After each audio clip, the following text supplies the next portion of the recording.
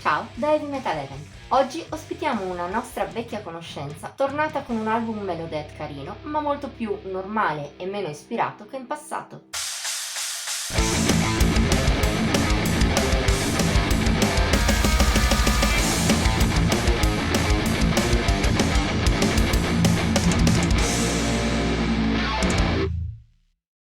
Per chi ci segue dai tempi della vecchia webzine, è probabile che gli Embryo non siano un nome nuovo. Seguiamo le gesta di questa band di Cremona sin dal 2015, quando uscì l'omonimo terzo album. Si trattava di un lavoro ottimo, bissato 2 anni dopo da A Step Beyond Divinity, in cui i Lombardi facevano anche di meglio.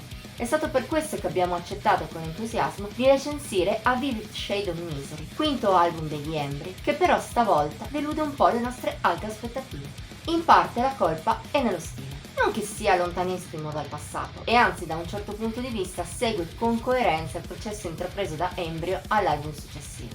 A Vivid Shade of Misery lascia ancora più da parte le influenze industriali, elettroniche e sinfoniche sentite in precedenza. Le tastiere di Simone Solla sono ormai un sottofondo indistinto, oppure creano melodie sintetiche più tradizionali. Ad accompagnare quello che è una base melodic death metal tradizionale, unisce influssi metalcore altrettanto nello standard. Il risultato è che gli Embryo suonano molto meno personali rispetto al passato. Se ciò non li porta a essere banali, è vero che rende la loro musica un po' meno interessante. Ma il vero problema di A Vivid Shade of Misery sono le idee, o meglio, la loro relativa assenza. La si può sentire in primis nella durata stessa del disco, molto più corta rispetto ai predecessori. Soprattutto però i cremonesi stavolta non riescono a fare la differenza come in passato. Seppur scorra gradevole per quasi tutta la sua durata, la scaletta si lascia ben poco alle spalle. Gran parte dei passaggi non riescono a stamparsi in mente neppure dopo decine di ascolti, colpa del citato calo di personalità ma non solo.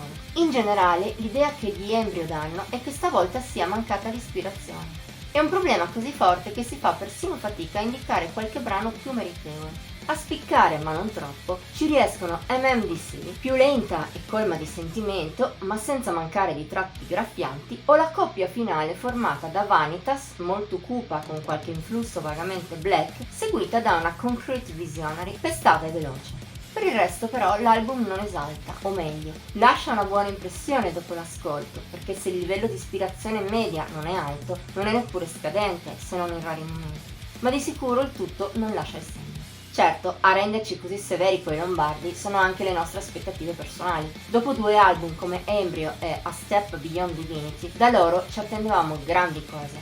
Ci siamo invece ritrovati tra le mani un lavoro che, preso a sé stante, è mezzo gradino sopra la media, ha i suoi momenti e non scende mai sotto un certo livello. Tutti fatti positivi che potremmo lodare per una band qualunque, magari specie se giovane e all'esordio. Tuttavia, da chi ha l'abilità provata in passato dagli Embry, è ragionevole aspettarsi di più, specie visti i 6 anni passati dal predecessore. Speriamo quindi che A Vivid Shade of Misery sia solo un piccolo inciampo, prima che i cremonesi si riprendano sulla strada della bontà. Voto di Heavy Metal Even 72 sul massimo di 100.